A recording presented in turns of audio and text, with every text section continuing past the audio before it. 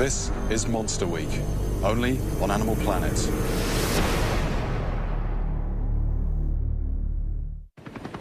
As a scientist, I was never a believer in conspiracy theories. I believe Al-Qaeda was responsible for the 9/11 attacks. I believe we landed on the moon. And I believe Oswald shot JFK. Okay. No, to believe our government covered up these events requires proof. A conspiracy theory, like any theory, needs proof. So that's the first question I'd ask me. Where's your proof?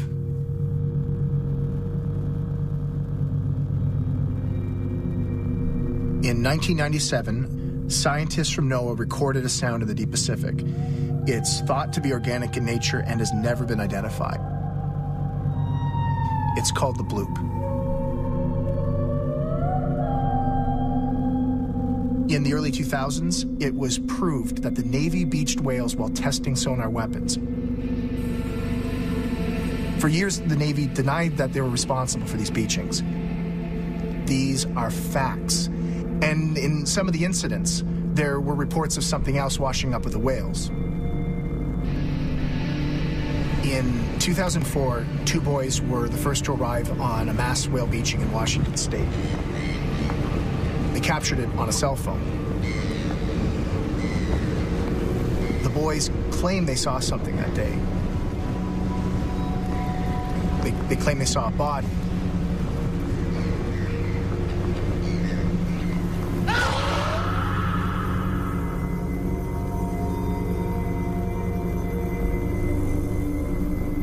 And they went on record claiming they saw a body. That official record was later changed, and the Navy took the remains of what the boys found. I know this because I was part of the team investigating that beaching and what the Navy did that day. And I believe I know what it is that they took.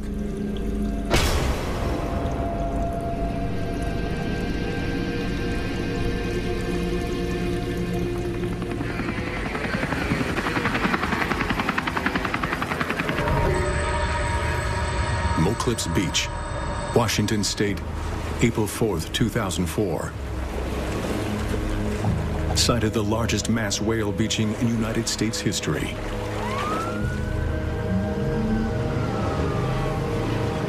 A Seattle-based research team from the National Oceanic and Atmospheric Administration is quickly on the scene to investigate the cause of the mass beaching. Heading the research was respected marine biologist Dr. Brian McCormick. In 2000, McCormick had published a landmark study that linked mass whale beachings to experimental Navy sonar weapons testing. It led to the program's suspension that same year.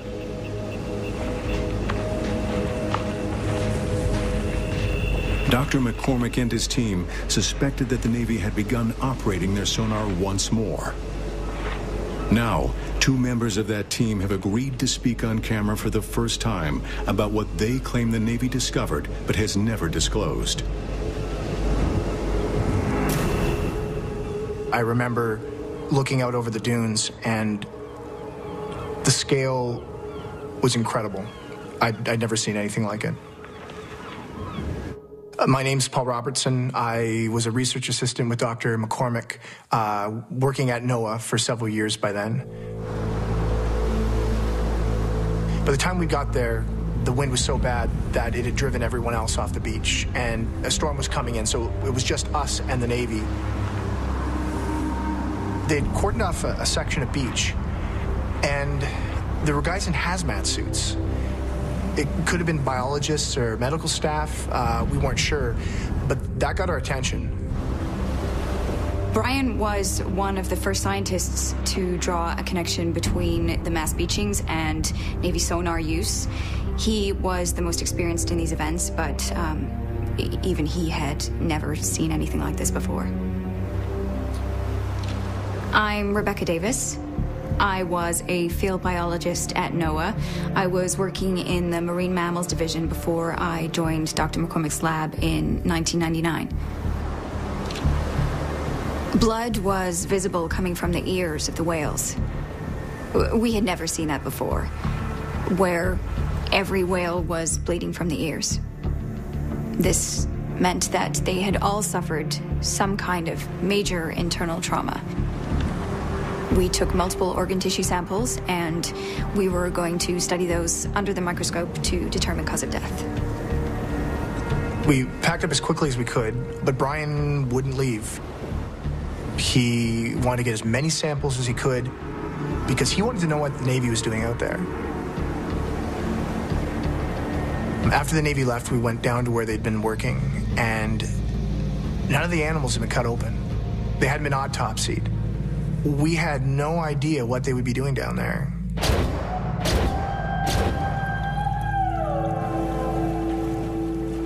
In prior beachings where the Navy was implicated, the NOAA team found whales that had died from suffocation injuries. It is believed the loud sound of the Navy's sonar scared the whales into the shallows where they stranded themselves. Without water to support their massive weight, the whales' internal organs collapsed, slowly suffocating them. That's what the NOAA team expected to find in the autopsy remains. Signs of internal organ collapse. They found something else instead. When we looked at the samples, we expected to see evidence of trauma.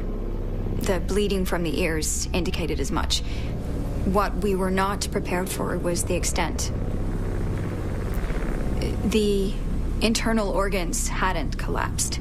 What we were seeing was consistent with blunt force trauma. There were circular lesions on the samples, clear evidence of damage, and these were in every sample that we'd taken. Brian had an immediate theory: infrasound. Very powerful, ultra-low frequency sound waves that could theoretically be weaponized and potentially be used to devastating effect. They would slam into living tissue with incredible speed and incredible force.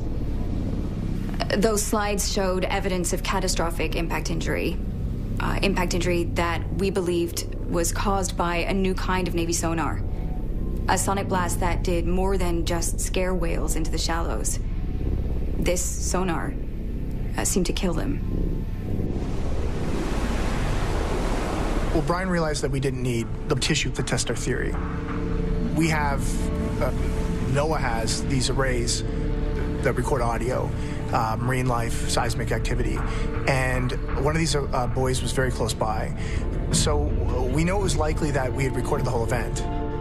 The sonar blast, the whale reactions, everything. Well, first there was the sound of the whale vocalizations, which we expected.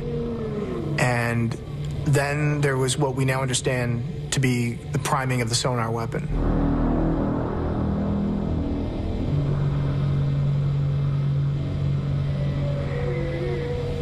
And then there was a moment of silence, and this proved to be the calm before the storm, because then it was bam.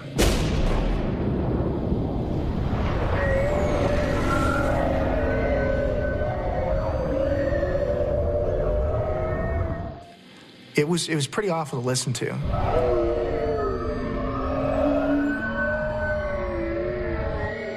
Brian was so preoccupied with cataloging this sonic blast that he almost missed what else was there.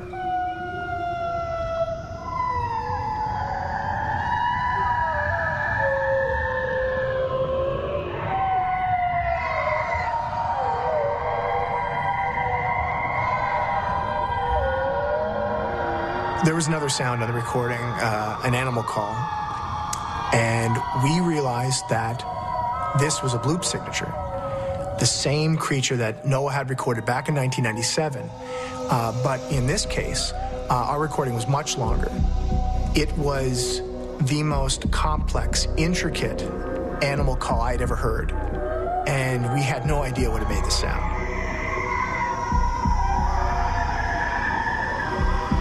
All we knew was that a creature that had only been heard once in human history had just resurfaced.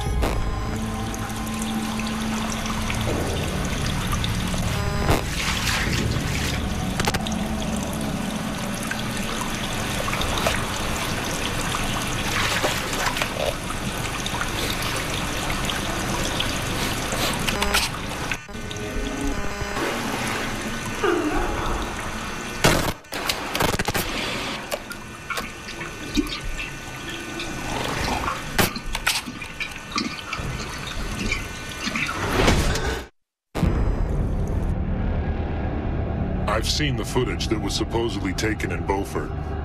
I don't know if that particular video is real or not. It doesn't really matter. The Navy keeps a tight grip on all classified information, but even they've come to realize that no matter what they do to prevent it, there will be occasional leaks.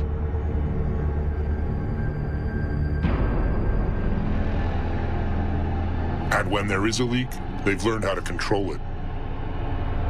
It's no surprise that the Beaufort video was immediately branded a fake. The Navy tells us it's not real, so it's not real. Whenever a leak happens, the military has a way of using its influence to make the general public believe what they want them to believe. What I can't tell you is that I've seen a creature in the Navy's possession. We took it after the first test in Washington State. I was on the beach that day, but we weren't the first ones there.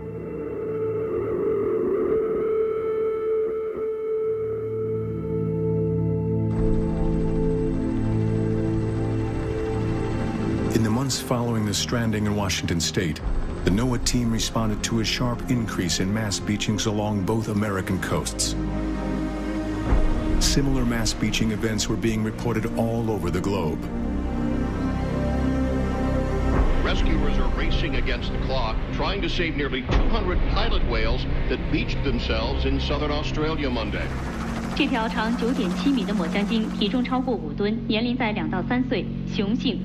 6 bottlenose dolphins also beached themselves, something scientists say is very uncommon. This is the 4th incident of its kind in recent months in the same part of southern Australia, and scientists really don't know why it's happening.